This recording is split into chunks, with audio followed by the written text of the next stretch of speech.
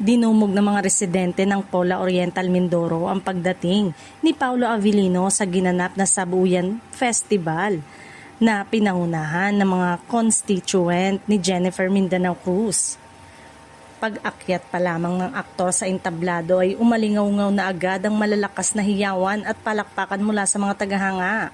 Mistulang isang malaking concert ang naging eksena ng simula ni Paulo ang kanyang performance sa kantang Ligaya na sinundan ng alapaap ng Eraserhead.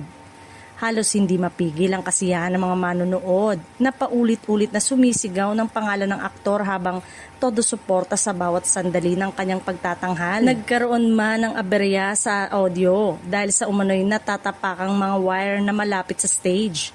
Nananatiling positibo si Paulo. Okay pa ba kayo? Mukhang namamatay ang mic dahil sa mainit na pagtanggap niyo sa akin.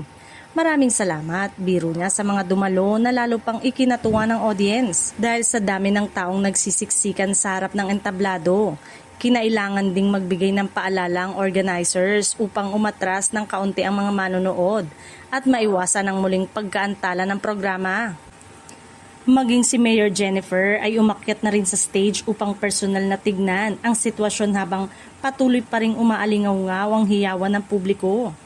Hindi rin napigilan ng netizen ang magbigay ng kani-kanilang reaksyon. Marami ang nagsabing napaka-fresh ni Paulo at kitang-kita kung gaano siya kamahal ng mga taga-Pola.